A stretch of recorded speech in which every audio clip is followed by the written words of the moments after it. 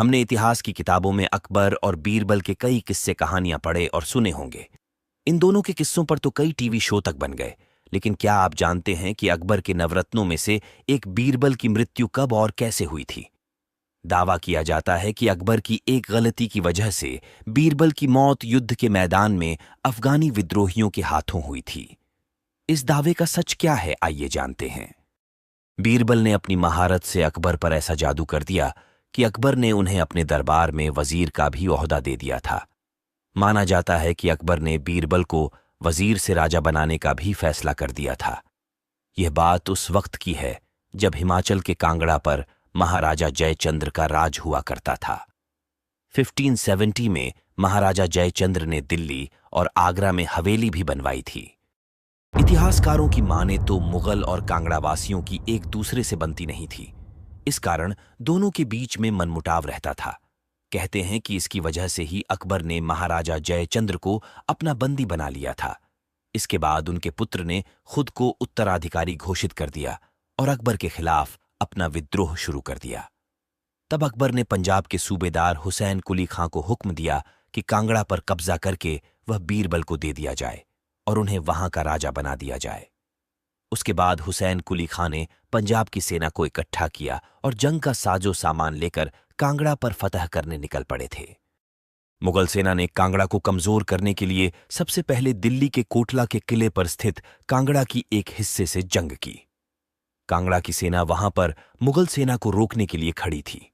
दोनों ओर से एक बड़ी जंग हुई, मगर आखिर में मुगल सेना ने उन्हें हरा ही दिया। पहली जीत का स्वाद चखने के बाद मुगल सेना सीधा कांगड़ा की ओर बढ़ने लगी। मुगल सेना कांगड़ा पहुंची और 2 दिनों के भीतर किले को चारों तरफ से घेर लिया। इसके बाद शुरू हुआ युद्ध का सिलसिला। मुगल सेना ने कांगड़ा पर अपना दबदबा बना ही लिया था कि तभी पंजाब में उनके खिलाफ एक और विद्रोह शुरू हो चला था। मजबूरन अकबर की सेना को पंजाब वापस जाना जरूरी हो गया। हालांकि मुगल सेना ने तकरीबन कांगड़ा पर अपना कब्जा कर ही लिया था, इसलिए अकबर उसे अपने हाथ से जाने नहीं देना चाहते थे। राजा जयचंद्र और उनके बेटे से इस मसले पर बात की गई, जिसके बाद अकबर और जयचंद्र के बीच कई समझौते हुए, जिसके मुताबिक राजा बीरबल को ढेर सारा सोना और कांगड़ा किले के दरवाजे के पास मस्जिद बनवा कर दी गई। बीरबल को कांगड़ा का राज्य पूरी तरह से नहीं मिल सका, इसीलिए अकबर ने अपनी सेना की एक खास हिस्सा बीरबल को उपहार में दे दी।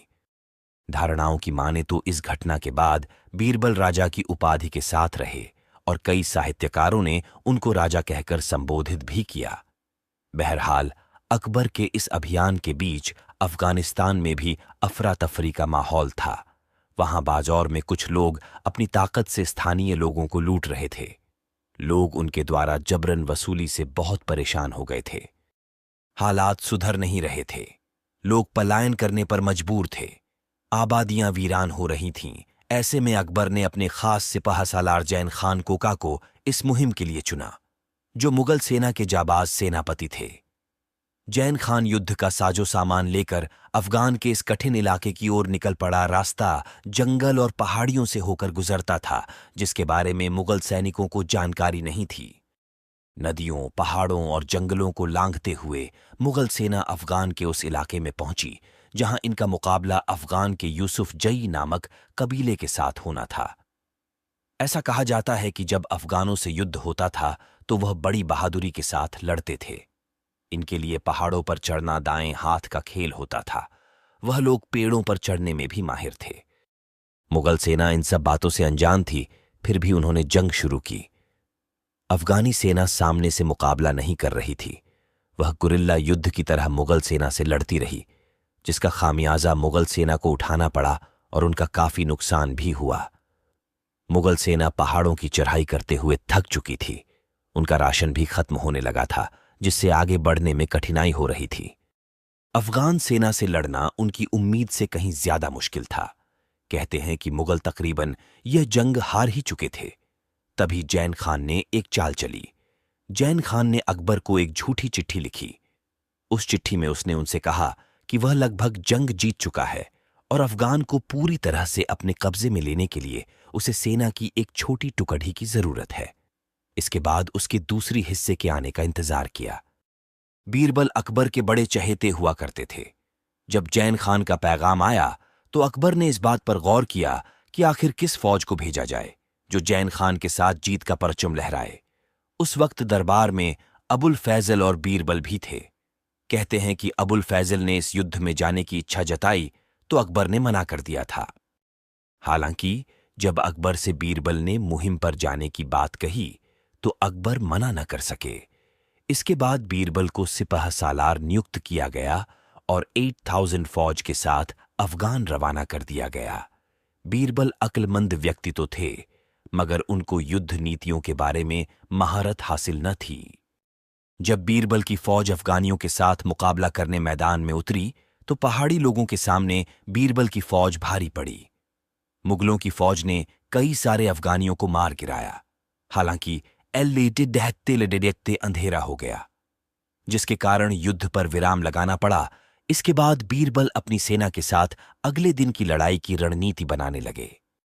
कहा जाता है कि जब बीरबल की सेना अफगानियों से युद्ध कर रही थी तभी अकबर ने अपने एक दरबारी हकीम अबुल फतह को भी एक फौज की टुकड़ी के साथ अफगान भेज दिया था।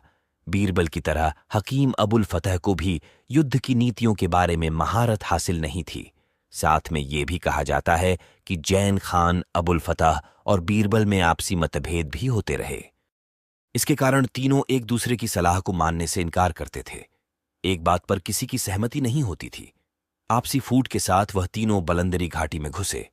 इसके बाद बीरबल ने आगे का प्लान बताया, मगर कोई भी उस पर राजी नहीं हुआ। इसके बाद तीनों अपने अपने रास्तों पर जाने की ठान ली। बीरबल अगले दिन आक्रमण करने के लिए 3 से 4 कोस का सफर तय कर रात को रुक जाते हैं।